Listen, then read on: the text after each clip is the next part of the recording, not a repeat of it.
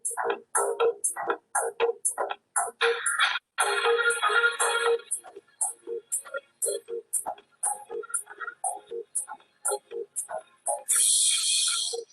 the next session, special topics in diabetes. For chairing the session, we have Dr. Ajit Chakravarti, specialized in sexual medicine, faculty of Trivandrum Medical College. Also, we have Dr. Ramesh Kumar sir, assistant professor, Department of Endocrinology, Government Medical College, Trivandrum. Okay, sir. Good afternoon, everybody. So the next topic is blending of glycemic curve. And to address this topic, we have Dr. Om J. Lakhani, a renowned endocrinologist of our country. He did his MBBS and MD from Baroda Medical College. He had 5 gold medals and MBBS and 2 gold medals for MD. And he got the best thesis award during his MD period. And he did his DNB endocrinology from Gangaram Hospital, New Delhi. And he received President Gold Medal Award for his Gold Medal for National Diplomate of Medical Board of Examination, and he is a lot of award winner, including the Young Scholar Award of Endocrine Society of India, A.V. Gandhi Award for Excellence in Research. That is, so he has got a very good academic career and a flamboyant research career. So over to Dr. Om J. Lakhani for his topic. Thank you. Thank you so much for the kind introduction, Dr. Ramesh Kumar sir. I'll just share my slides. What I'm going to talk about is, and for the fans of football, bend it like Beckham, right? So how we bend the glycemic curve, especially with the use of alpha glucosidase inhibitor like acarbose.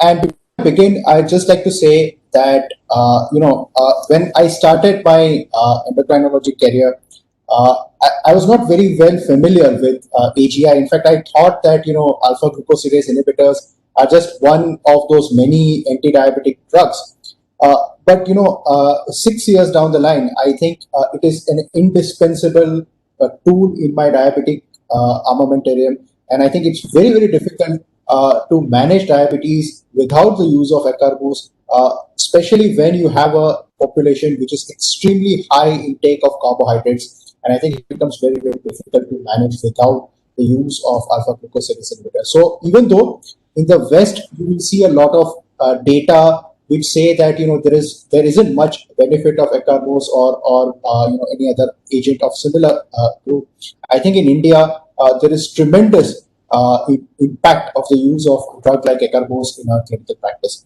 So what I'm going to do is in my talk, what we're going to talk about is first of all the importance of glycemic variability.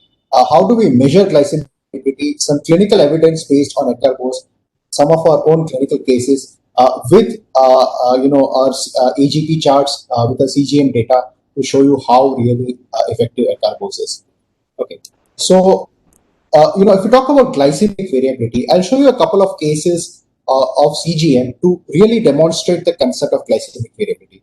So this is the patient number 1. His initials are PCM. Look at his glycemic curve. So what you can see is his average sugar here is his average sugar here you can see is 144. At the same time, what you can see is that, so you can see his average sugar, which is 144. You can see his curve, and you can see the thickness of his curve, and the curve is extremely thin. So he tends to have a similar inter-day glycemic variability, which is extremely low. And let me show you another case. Now, this is a patient who is also having an average sugar of 145 milligram per deciliter, which is very similar to what we saw in the first patient. But you can clearly see his glycemic variability is extremely high. He has both high inter-day and intraday glycemic variability. So you can clearly see the difference over here. And the third patient I'd like to show you is almost a perfect situation where his glucose value is 111, average glucose is 111, and you can see he has very low inter-day and intraday glycemic variability. So we'll discuss these terms in more detail as we go along.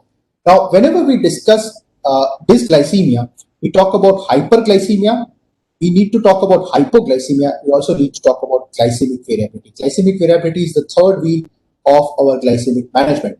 Now, those who trade in stock market or commodities, it's very popular in my part of the world.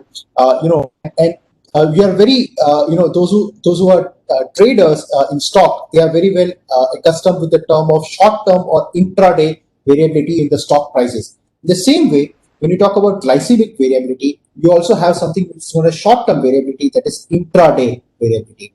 We also have medium-term variability, that is intraday variability. So that means that my glucose value pre-lunch today is 145. On some other day it is 180. So that is intraday variability, which is a medium-term variability. And then when you talk about long-term, we talk about long-term glycemic variability, chronic variability, that is the changes in HbA1c with every visit. So on one visit, the patient's HbA1c is 6.3, the next visit is 8.6. Patient has probably missed his medications for a few months. So, that is what is known as long-term variability. Now, all the three forms of variability have impact on overall glycemic control of the patient. It has impact on the microvascular and macrovascular complications in the patient. So, how do you measure glycemic variability? The simplest way is to measure the standard deviation, and that is the derivation from the mean. So that's a standard deviation. We'll see with examples what are the normal values of this and how do we interpret these values. The second important parameter is coefficient of variation, and coefficient of variation is standard deviation divided by mean into 100. Coefficient of variation is considered the best indicator for intraday glycemic variability. So in the three patients that we saw earlier, the standard deviation I can see is in the first patient was 23, the middle patient who had a lot of intraday variability, it was 25, and the third patient was 24. But if you see the coefficient of variation, the first patient it was 19%, the second patient was 27%, and the third patient was 17%. So you can clearly see the difference in terms of, you can see that the intraday variability is very well reflected by the coefficient of variation. It is in fact reflected better with coefficient of variation than with standard deviation, as you can clearly visually see from the AGP curves. So what are the preclinical implications of glycemic variability? It is very well known, and it's been shown in the studies done in cells that whenever there is a glucose variation, whenever there is a glycemic variability, there is increased oxidative stress and potential to cause cell damage. Again, you can see from this a beautiful chart given in Endocrine Review in 2002 that whenever you have a hyperglycemic situation, so what I believe is that whenever you have the glucose rising or the glucose suddenly falling, you tend to develop more free radicals, more reactive oxygen species, which activates the various pathways which lead to ultimately the damage, microvascular damage that we see in practice. What about the clinical implications of glycemic variability? When we talk about clinical implications, generally in Indian subset of patients, the patients tend to spend more time in a postprandial situation. So hence, most of our glycemic variability in Indian patients is determined by glucose values. So what typically happens is that when you have a patient, and again, this has been shown in multiple studies, that the MAGE value, that is the mean glycemic excursion, is often associated with increased risk of both macrovascular, in this case you can see increased risk of coronary artery disease, and in other several studies, increased risk of microvascular complication also. So glycemic variability, whenever you have variation in your glycemic control, both intraday, interday, and long-term variability, these have been shown to be associated with long-term complications of both type 2 diabetes related macrovascular complications as well as microvascular complications. Again, you can see the impact shown in various studies that glycemic variability is associated with higher risk of microvascular complications. So, how do you reduce glycemic variability and how do you consider that as a form of treatment target? Well, what you can do is the best way to reduce glycemic variability is to have consistency in the patient's lifestyle, especially with regards to the carb content in the diet.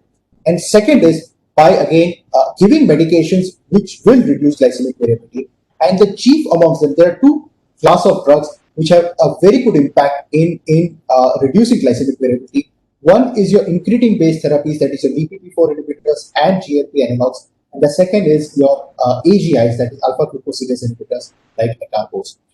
So, like we said, using AGIs and GLP analogs, reducing the having a consistency in the lifestyle patterns and reducing the carbohydrate content of the drugs often leads to reduction on glycemic variability.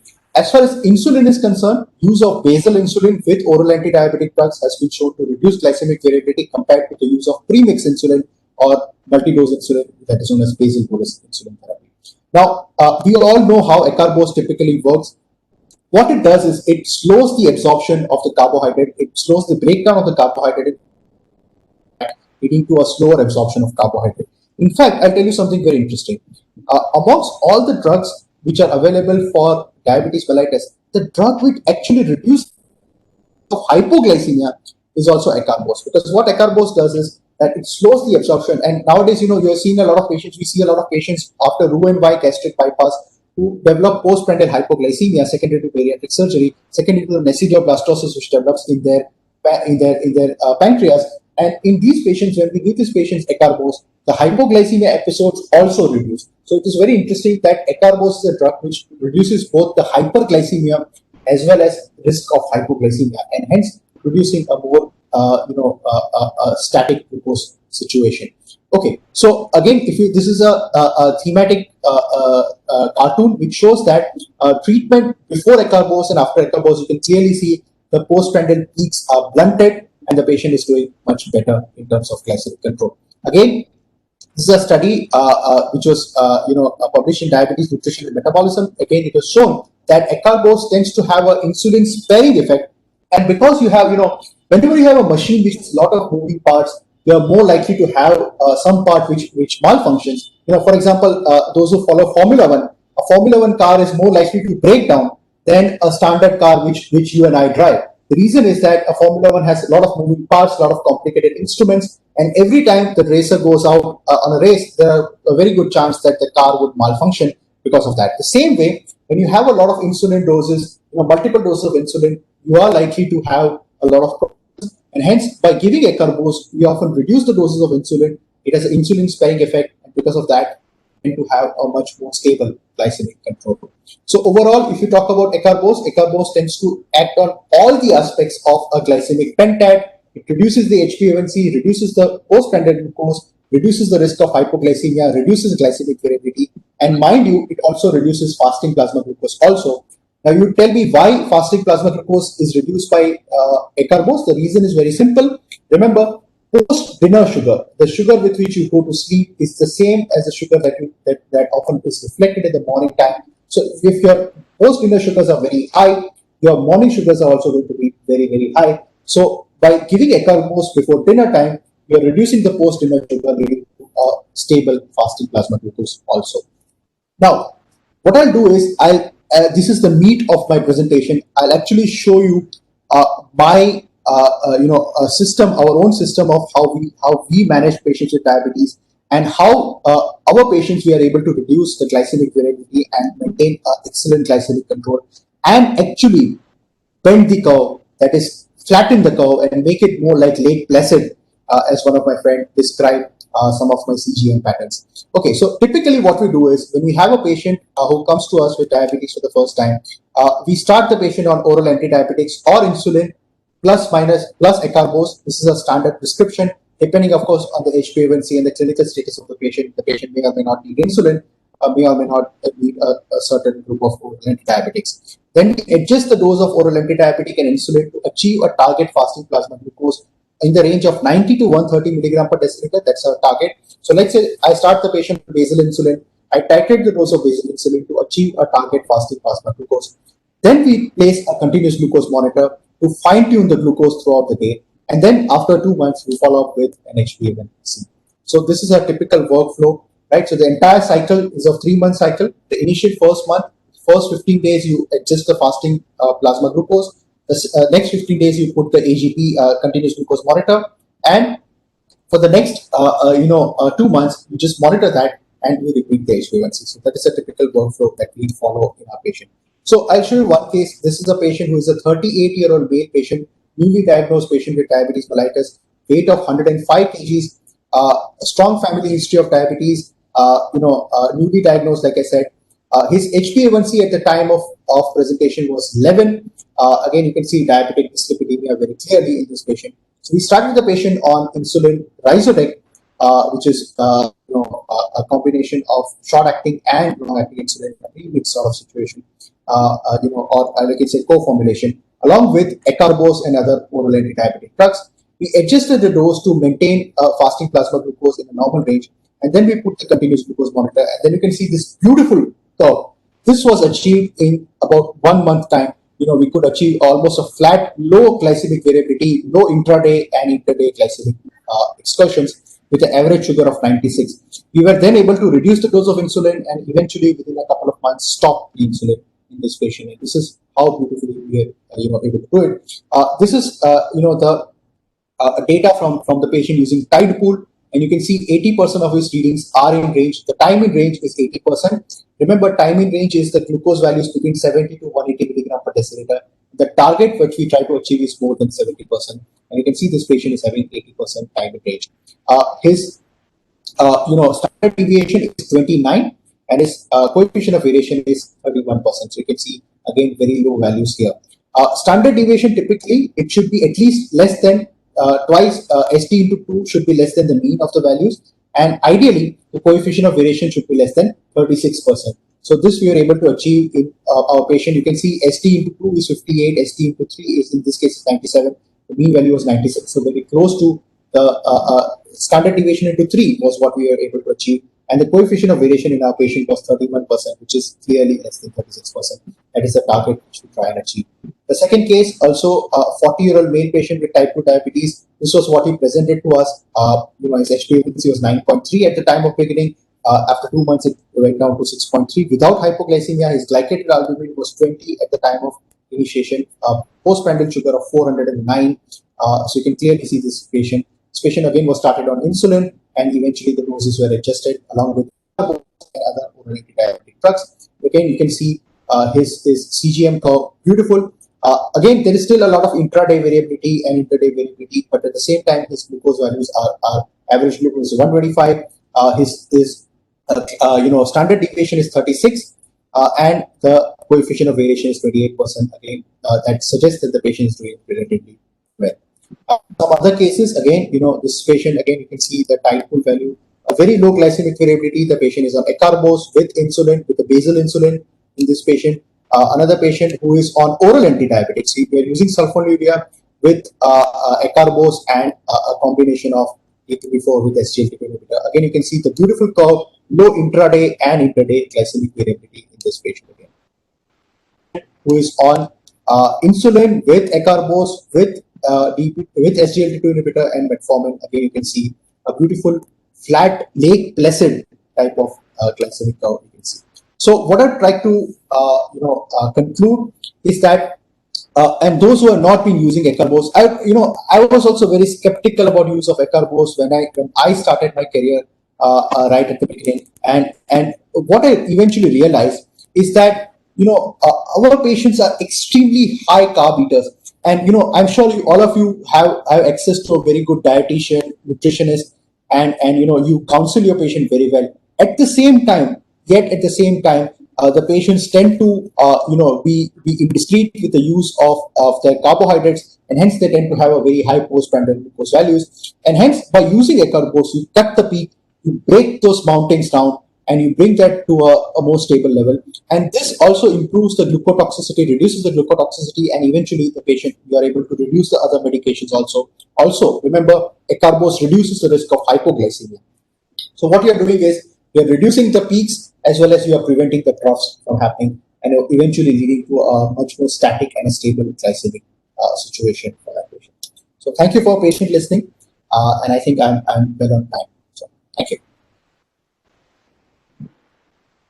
Thank you, Dr. Lakhani. That was a great, talk on acarbose, how acarbose is useful in, improving the glycemic variability per se. And yeah, even acarbose is one such molecule which has been used in the STOP and IIDDM study for the prevention of diabetes, and it is known to improve the carotid medial thickness also. So great presentation. No wonder why you are one of the favorite speakers of the country. We will see whether there's any questions to be taken, and if no, then we shall proceed to the next session. Thank you. Thanks. Thank you, Dr. Lekhani and Dr. Gomez. So I'm Dr. Ajit Chakravarti, Senior Consultant Reproductive and Sexual Medicine. So before going to the next presentation, let me introduce the speaker. Our speaker is Dr. Manish Agarwal, and he is the founder and director, Medling Hospital and Research Center, Ahmedabad. A completed postgraduate program in diabetology from John Hopkins University School of Medicine, fellow of Royal College of Physicians, Glasgow, certified by the American Thyroid Association, a PhD in diabetes from European International University, Paris, and he is a trustee of the Swami Vivekananda Education and Health Foundation. The topic is brittle diabetes, challenges and solutions. Over to you, sir. Thank you, sir, for the first of the thanks for the Diabetic Today team and congratulations of the whole the Diabetic Today team and Dr. Rasid. Rasid is one of my good friend, and thanks to Rasid for inviting me, and thanks to the chairpersons for the kind introductions. Sir, I'm going to challenging of the topic in brittle diabetes and how to diagnose of the brittle diabetes as well as challenging and treatment of brittle diabetes. First, I'm going to introduction. What is the definition of the brittle diabetes? Almost all the diabetic patients, either type 1 or type 2 diabetes, they are experience of swing of the blood glucose level, which are larger and less predicted in diabetic than the non-diabetic. When this swing become intolerable and cause the disturb to the person's daily life is a diagnosis as a brittle diabetes. Normally we are seeing of the lot of glycemic variability in the diabetes, but glycemic variability is going to more and going to disturb the person to daily life to life. It is a brittle diabetes. Definitions in high glucose variability. High glucose variability to the wide glycemic exertion that occur within the same day, including the fluctuation in between the hyperglycemia. Typical already earlier speaker told we are in particular out of 24 hours, 18 hours we are in the post-pandemic and post-absorptive stage, and post-pandemic hyperglycemia and hypoglycemia as well as fluctuation at the same time of the different way. Glucose variability is an important patient type 1 diabetes who are having the absolute insulin deficiency, incomplete suppression of the hepatic glucose productions. Hepatic is one of the good hepatic is a good side of the hepatic gluconeogenesis and compromise the counter-regulative response, but epinephrine not available. Some patients with a long-standing type 2 diabetes having the very particular the old above the age of 60, above the age of the 60. With a long duration of diabetes, age of the boy, duration of diabetes more than 10 years, having some autonomic dysfunction and a glycemic invariability of this particular. So, what is a brittle diabetes? Brittle diabetes represent the most severe phenotype of the high glucose variability. Histological brittle diabetes was defined of the severe glycemic instability of the blood glucose level with a frequently and unpredictable episode of the hypo and hyperglycemia. And patient is having the severe hyperglycemia and landed with a diabetic ketoacidosis and disturb the life activity, often required frequent and prolonged hospitalization. Brittle diabetes predominantly occur in setting of the absolutely insulin deficient. I'm talking with the type 1 diabetes. They are more prone to the brittle diabetes and either the pancreatic diabetes, post-pancreatic of the cystic fibrosis, and some of the cystic fibrosis and pancreatic issue of the acute and chronic pancreatic can lead to the total problem. History in 1942, before the freedom of the Indian, Chicago physicians introduced the terms of brittle diabetes. Nobody was knowing the brittle. What is the brittle? 42 Chicago physicians were here. He gave the word of brittle in 1950, and that is a questions were whether they were two distinct group of the patient with the hypo with hyperglycemia. In 77, it again is going to episode of the hypo and severe hyperglycemia and then the diabetic ketoacidosis. In 80, and it was investigated of the how. What about dermatology? This is a brittle diabetes. It's a very small group, significant problem. Having the significant problem is under diabetic patient normal. Is a out of 1,000, one person is going to the brittle diabetes. But insulin, I'm talking with the type 1 diabetes, 3 times more common than the type 2 diabetes. It mainly affects the younger. What about the type diabetes?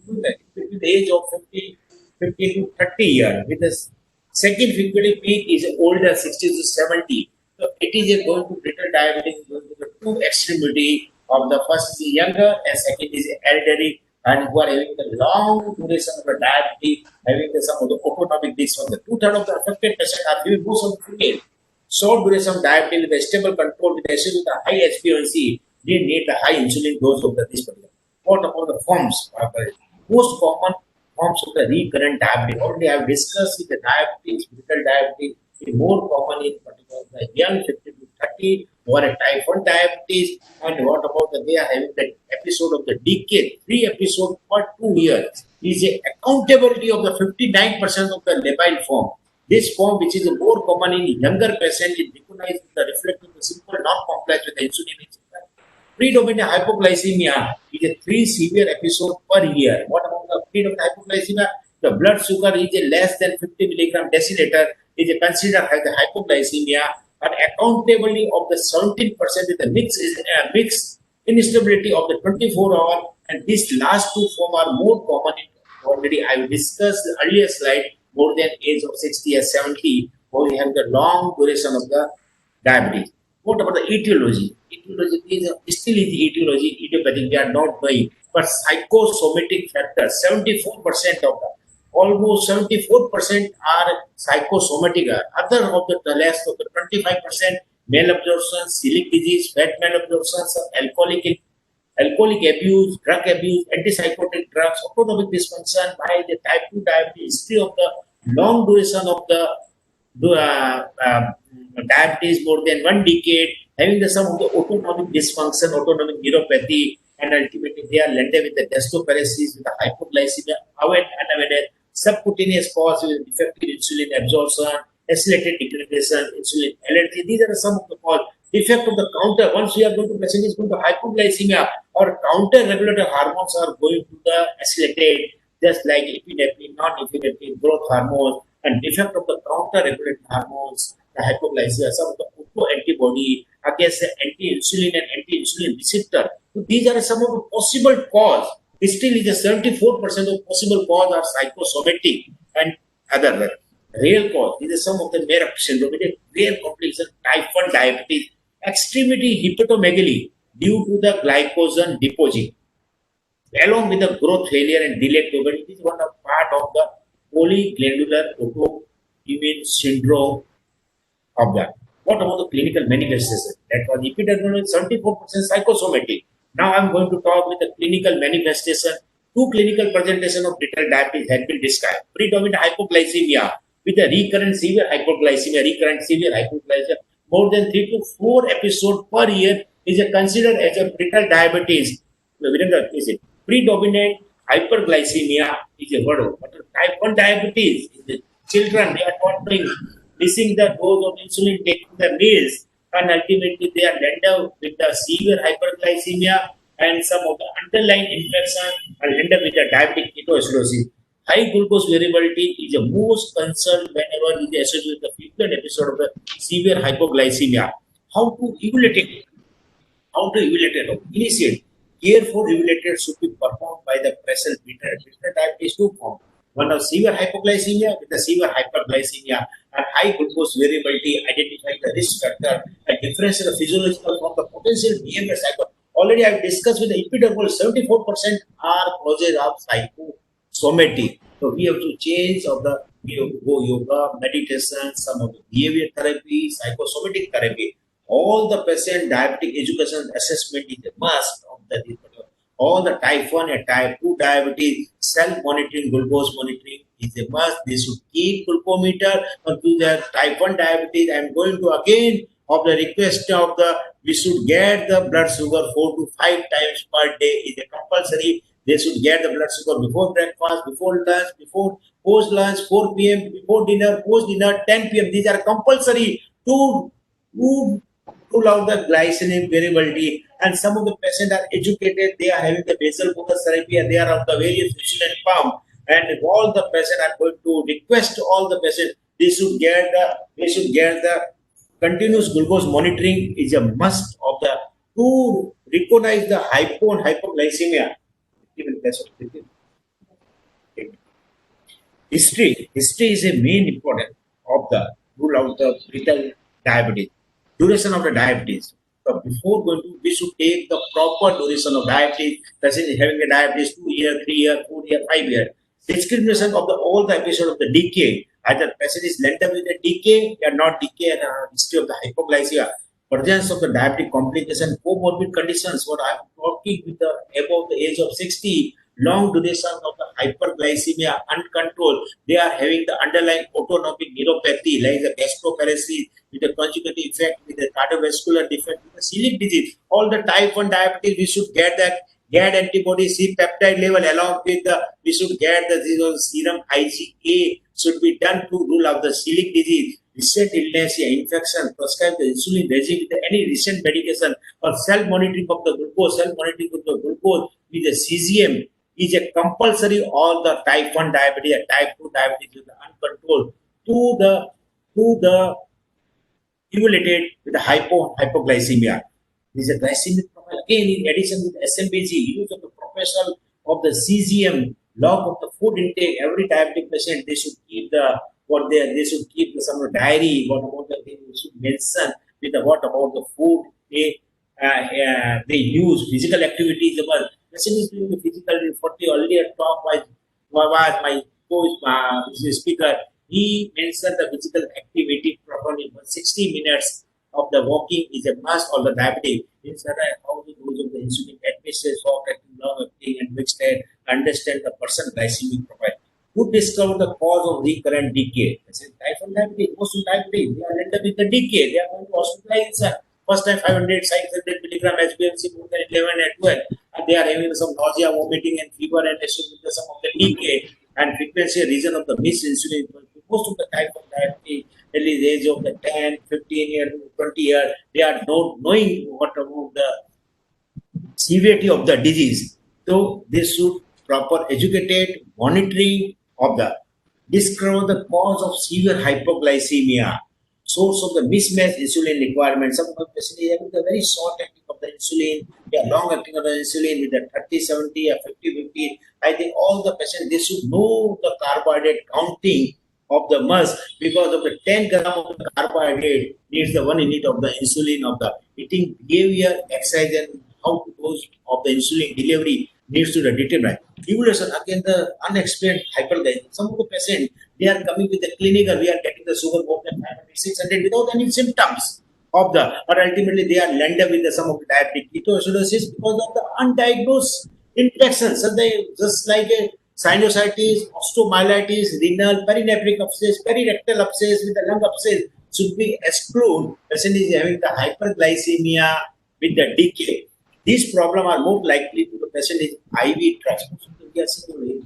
In India, they accept European, they are more of the drugs abuse, intravenous drug abuse.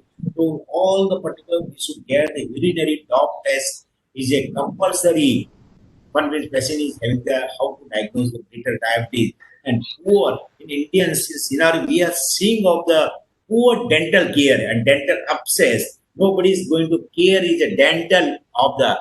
So I am going to requesting type 1, type 2 diabetes. They should get the proper dental checkup and to the dentist to the scaling and cleaning of the dentist because of some of the article had present periodontitis and what about the periodontitis, periodontal infection. They are more prone to coronary artery disease.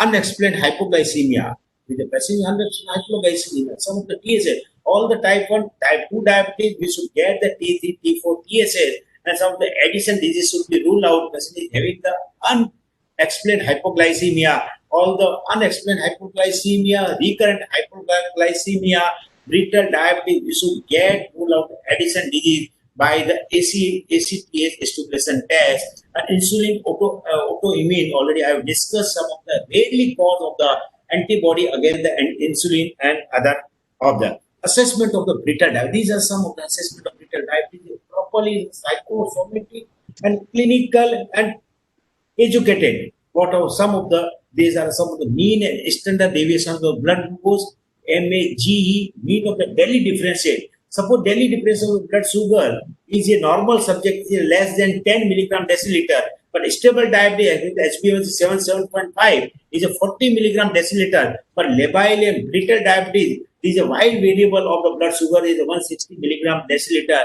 and that is a liability index, low blood glucose index, Clark score or hypo score. These are some of the how assessment of this particular assessment. Now there are some of the few slides treatment options, definitely lifestyle, education. Sorry to interrupt, sir. Sir, kindly fasten in the slides. Some few slides, sir. Sorry. Lifestyle education is a must. All the diabetic patients they need proper education, self monitoring of the blood glucose. Psychotherapy is a must of the most of diabetic patients. They are having the anxiety and depression. Alternative medicine, insulin therapy, insulin pump therapy, and some of the beta cells transplant of the lifestyle education. I'm not going to educate them, but already I've discussed with self monitoring of the blood glucose. All the patients they should know about how to do the carbohydrate counting. Suppose the person is having the patient is from the rural area and they are not knowing the carbohydrate counting is not possible. But what about the persisting carbohydrate consisting is each meal? Suppose they are taking the 2 chapati lunch and 2 chapati dinner, so we should fix of the 2 chapati and 2 chapati of this particular. In addition, insulin regime should be individual tailoring to the reduce the risk of the hypoglycemia, where they maintain the glycemic index. General principle. This is my couple of the slides. Education, monitoring of the education of the mass, general self monitoring of the glucose of the must, all the diabetic type 1, type 2 diabetes, they should keep the glucometer of the so self-monitoring of the glucose is critical to the glycemic management of the type 2 diabetes. Intense treatment type 1 I'm talking with the basal bolus therapy means the 3 times of the bolus and 3 times of the basal and type 2 diabetes and CGM is the must of the glycemic. General principle insulin pump, most of the type 1 diabetes, they are having the basal and bolus is not going to achieve the HbA1c 7.5. We are putting out this particular insulin pump of the psychosocial patient is a clear psychosomatic component of diabetic instability. Psychological evaluated referral to the world of the patient in spite of the they need of the psychotherapy and pancreatic of the this by exclusion criteria ultimately is not going to the control with the basal, bolus and insulin therapy and what about we have to Sorry to interrupt, Dr. Manoj. Many last slide, sir, please, sorry. And complications of the suppose we are not going to control with the brittle gastroparesis, severe malnutrition, endocarditis, intracranial pulmonary edema, cerebral edema, and spontaneous muscle infarct. These are common complications. One, suppose you are not going to the diagnose of brittle diabetes. Summarize of the severe unstable brittle labile diabetes can be disturbed to the present day to day and life to life. Peak age of the brittle diabetes is already I discussed age of 50 to 30 years. Younger patient principal manifestation brittle diabetes very recurrent ketoacidosis and elderly patient with a long standing of the diabetes more than 1 decade age of 60 years they are more prone to the hypoglycemia. Thank you for hearing me and first of the apology I took few more time. Thank you sir. Thank you, Manish Agarwal, sir. I think there is not much of, there is no worries there. So that is a wonderful talk regarding the brittle diabetes. So let us go forward to the next, topic. So the next topic is on medical management. We have, heard about the psychological aspects and the management of, erectile dysfunction. So let us go forward to the medical management of erectile dysfunction in diabetes, especially. So today we have my very close friend of mine and Dr. A.V. Ravindran is there. So let me introduce him. He is an alumni of Government Medical College Kozhikode and KIMS Hubli. Worked as Assistant Professor of Medicine, Government Medical College Kozhikode, Kottayam and Manjeri. currently working as specialist in internal medicine, Badr Al Sama, Bakka, Sultanate of Oman. Published about 25 articles in various international and national journals, more than 100 health educational articles. He has written more than 100 health education articles in various health magazines. Thank you, Dr. Ajit, for the nice words of introduction. First of all, I would like to thank Dr. Sabir and his team for giving me an opportunity to present this topic. So coming to the topic proper, medical management of erectile dysfunction in diabetes. I will be discussing the topic under the following headings. So as you all know, erectile dysfunction is defined as the persistent inability to achieve or maintain penile erection for successful sexual intercourse. So the prevalence of ED increases with age. And in the famous Massachusetts male aging study, you can see that the prevalence of erectile dysfunction increases with age, starting from 40 years to 70 years. It is shown in the diagram. And the complete erectile dysfunction or severe erectile dysfunction also increases from 5% to around 15% by the age of 70 years. And erectile dysfunction increases also with in patients with diabetes, those who are having hypertension, dyslipidemia. Also, there is increased risk of development of erectile dysfunction. Coming to the erectile dysfunction in diabetes, the overall prevalence of ED is around 16 to 25% in the general population, whereas it is around 60 to 80% in people with diabetes. So the erectile dysfunction is a risk factor for sexual dysfunction in diabetes. There is a 3-time increased risk of ED in people with diabetes. And erectile dysfunction appears much more earlier, that is around 10 to 15 years earlier in people with diabetes. Coming to the mechanism of erection, as you all know, this is the cross-sectional view of the penis. You can see the corpus cavernosa, and this contains sinusoidal cavity lined with endothelium. And what happens is, this is the diagrammatic representation of the same. These cavities get filled with blood during erection. So this is the sinusoidal cavity, and this is the blood-filled sinusoidal cavity resulting in erect penis. So this is the mechanism by which erection occurs. And during erection, as you can see in this diagram, there is increased inflow into the lacunar space. There is increased blood flow into the lacunar space. It accumulates there, and it reduces the venous return because of the compression in the subtunical space. So when there is sexual arousal, there is a release of nitric oxide from the nerve terminals and endothelial cells, which activate guanylyl cyclase enzyme, which convert GTP into cyclic GMP. This cyclic GMP results in smooth muscle relaxation and increased blood flow into this area, resulting in erection. And this cyclic GMP is degraded by phosphodiesterase 5 enzyme, which results in loss of erection.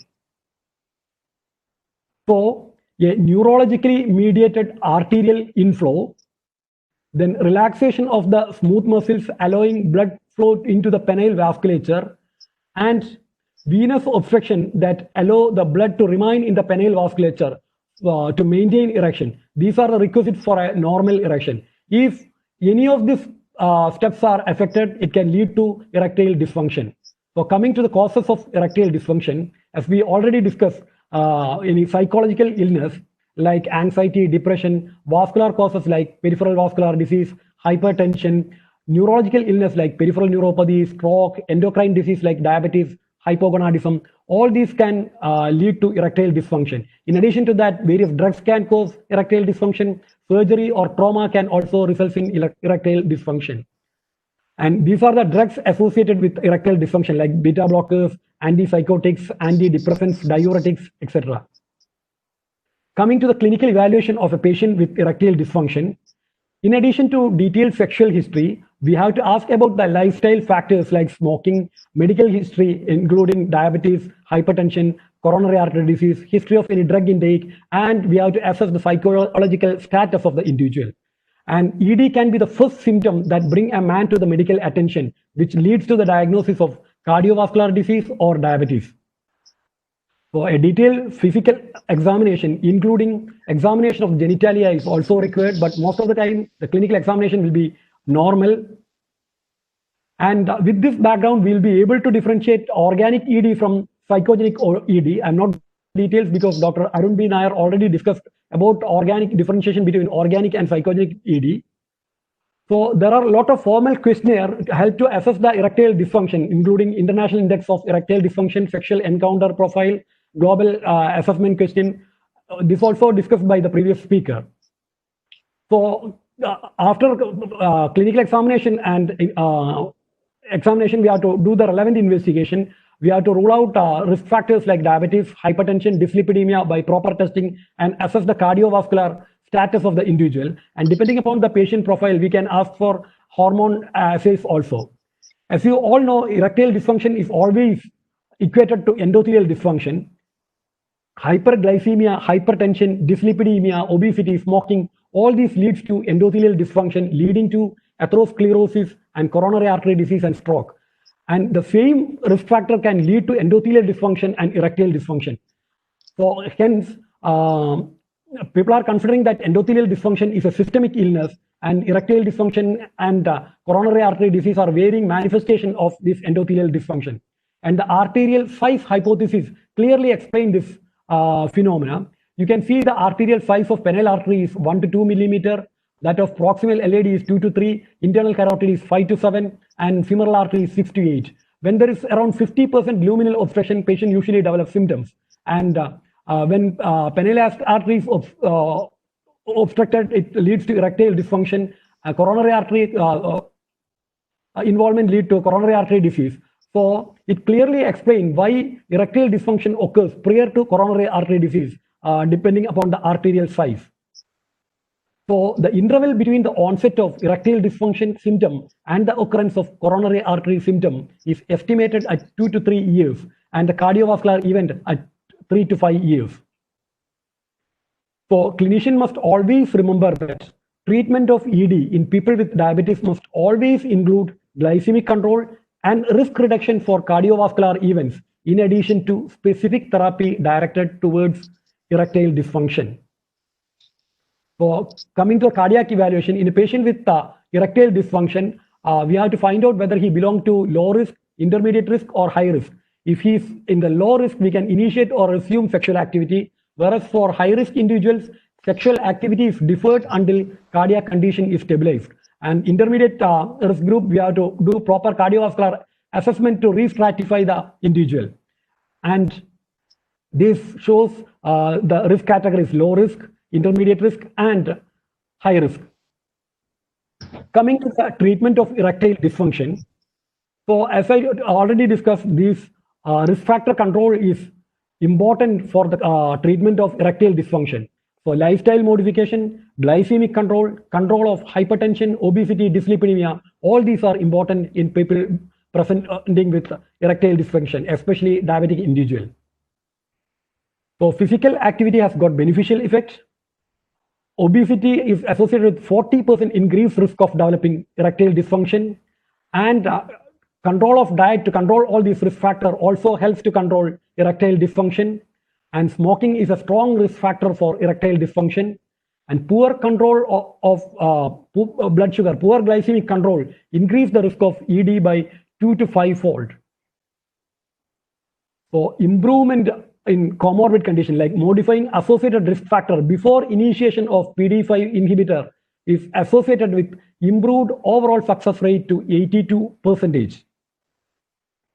Coming to the pharmacological treatment, as you all know, PDE5 inhibitors are the major drugs used to treat erectile dysfunction, and there are 11 isoforms of PDE5 enzyme, phosphodiesterase enzyme, and the 5 isoform is found in corpus cavernosum. And we will see how PDE5 inhibitors act. This diagram we have already seen. Sexual arousal results in nitric oxide release, which results in activation of guanyl cyclase, which convert GTP to cyclic GMP.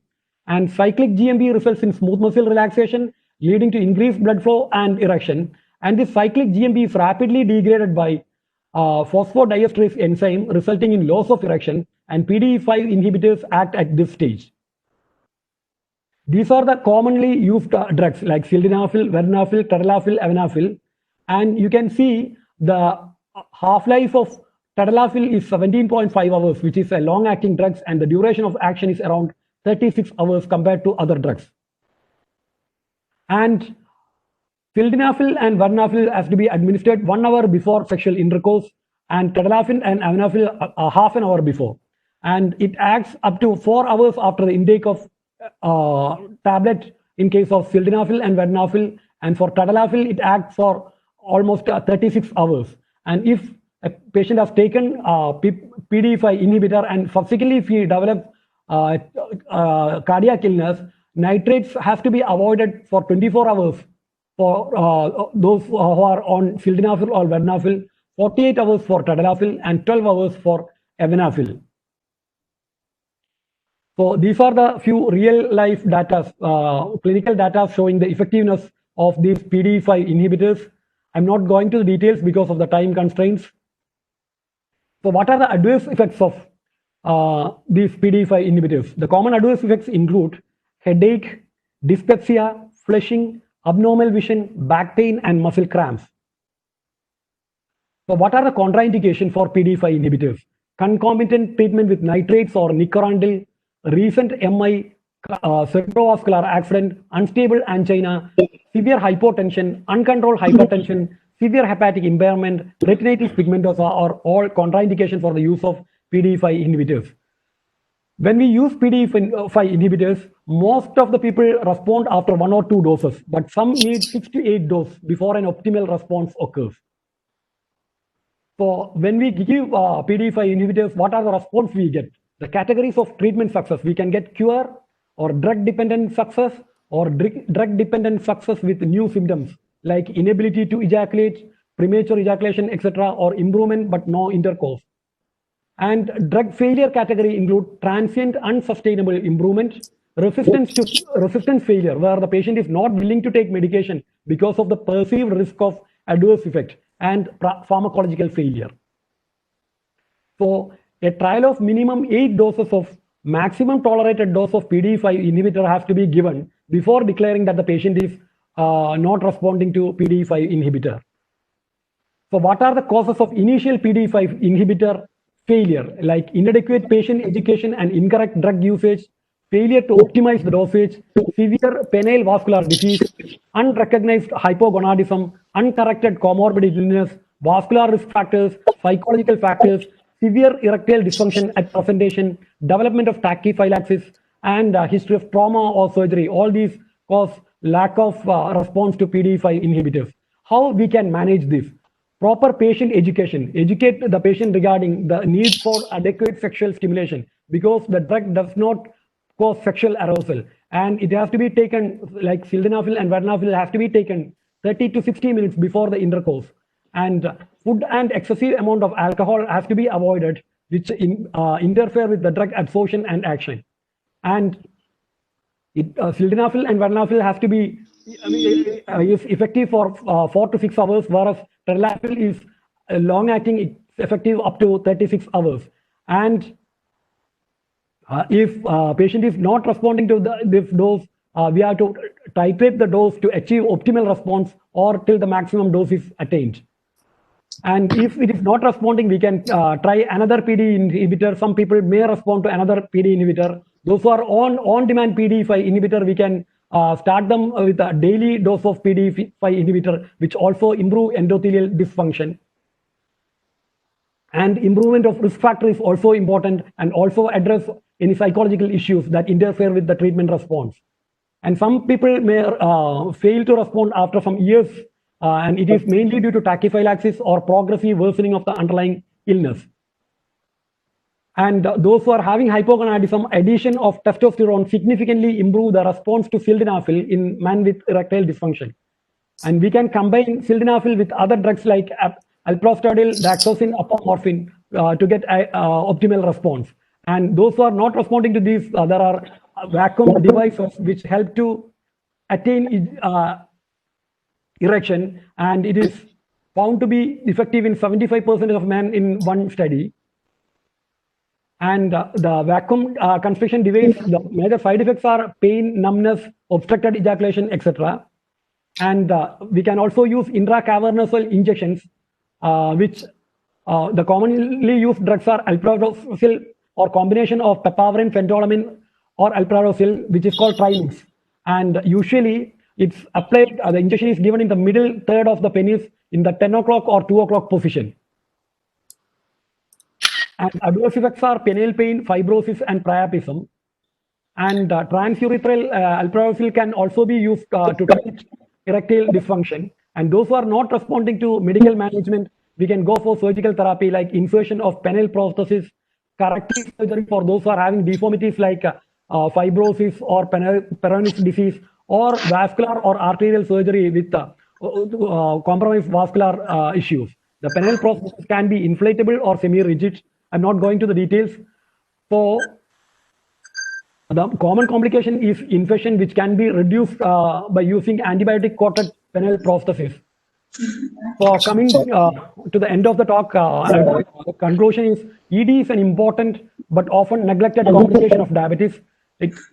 So always include sexual history in your clinical examination part, and early diagnosis help to treat erectile dysfunction properly. Treatment of ED in people with diabetes must always include glycemic control and risk reduction of cardiovascular events, in addition to specific therapy directed towards erectile dysfunction. Thank you for the patient. Thank you, Dr. Ravinder.